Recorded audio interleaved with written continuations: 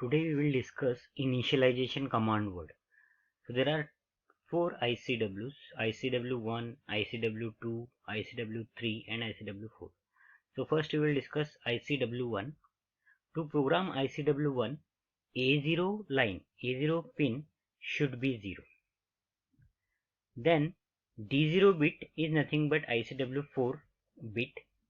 If ICW4 initialization command word 4 is required, then we have to make it 1, and if ICW4 is not required, then we have to make this T0 bit is equal to 0.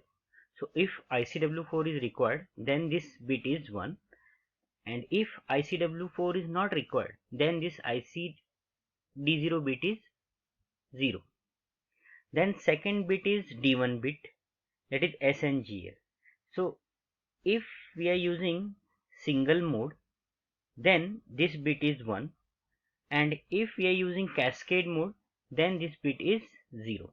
Single mode means only 18259. If only 18259, then this D1 bit is 1, and in master slave mode, that is in cascade mode, this D1 bit is 0.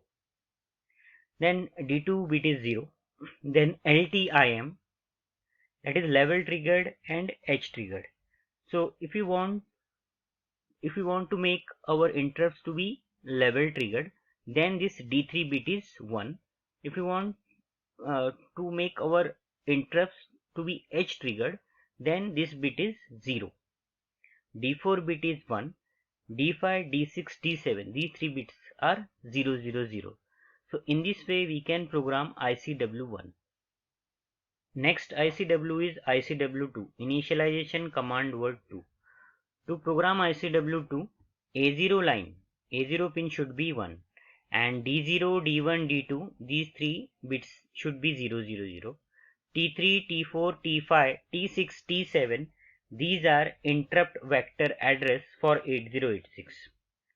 For example, if we want to program 8259 for vector address 40H to 47H, then we have to place 40H in this ICW2. So 40H vector address for example IR0, 41H for IR1, 42 for IR2, similarly 47 vector address for IR7. For example, IR0 send request to 8259, then 8259 interrupt microprocessor. Then microprocessor send INTA bar pulses to 8259. During first INTA bar pulse, 8259 calculate type number, and during second INTA bar pulse, 8259 gives type number. For example, 8259 gives 01000000, that is 40H in hexadecimal and 64 in decimal. Now microprocessor executes type 64 ISR. Then next is ICW3, initialization command word 3. This we used in master slave configuration. For master PIC, A0 line is 1, and these are the D0 to D7 bits. If IR input has slave, then we have to make this bit 1, and if IR input does not have slave, then 0. 18259 can handle 8 slaves. For example, we have connected 4 slaves to IR0 pin, IR1 pin, IR2 pin and IR3 pin. Then we have to make this D0 bit 1, this S1 1, this S2 1, this S3 1, and S4, S5, S6, S7 are 0, 0, 0, 0 because we have not connected slaves to IR4, IR5, IR6 and IR7. So next is ICW3 for slave devices. We program ICW3 whenever there is a master slave configuration.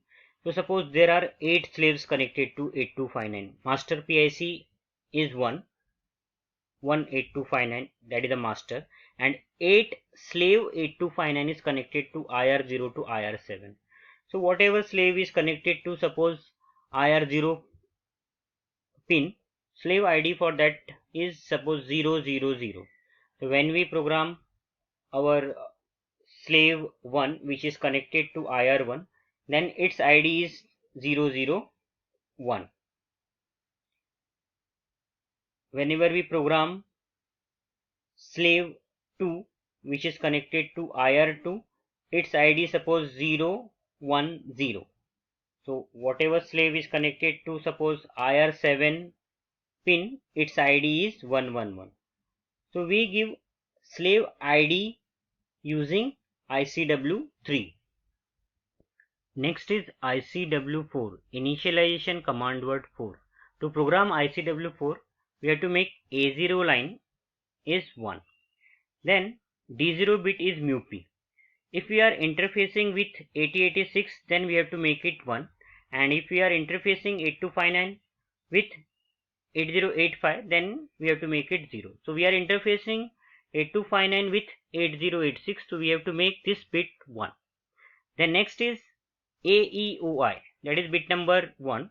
So if we are using automatic EOI, then we have to make it 1, and if we are using normal EOI, then we have to make it 0. So what is auto EOI? In auto EOI, no command is necessary. During second INTR pulse, the corresponding ISR bit, means interrupt service register bit, is clear automatically. So if you want automatic EOI, so we have to make it 1, and if it is 0, then it is normal EOI. And what is normal EOI? In this we have to write commands at the end of interrupt service routine program. Then next is D3 and D2 bit, buffer and MS. So if this D3 bit is 0, D2 bit is X, means don't care, well, it may be 0, it may be 1, then it is non-buffered mode. If BUF is 1, MS is 0, then it is buffer mode for slave. If D3 bit is 1, D2 bit is 1, then it is buffered mode for master. Buffered and non-buffered mode we already discussed in previous lectures. What is buffered mode? In buffered mode, 8259 disables transceiver buffer and enable its own data buffer. In this mode, SP bar / EN bar acts as a EN bar output line. Then next is D4 bit SFNM, special fully nested mode. So if this D4 bit is 1, then it is special fully nested mode, and if it is 0, then not special fully nested mode. So what is special fully nested mode? In special fully nested mode is selected for master 8259 PIC in cascade system when an interrupt request from a certain slave is in service and further interrupt request from higher priority IR within the same slave will be recognized by master PIC in special fully nested mode. And what is fully nested? What is fully nested mode? This is the default mode of 8259. In this mode, higher priority goes to IR0 and lowest priority goes to IR7. So if you want special fully nested mode, then we have to make it 1. And if you want not special fully nested mode, that is nothing but fully nested mode, then we have to make it 0.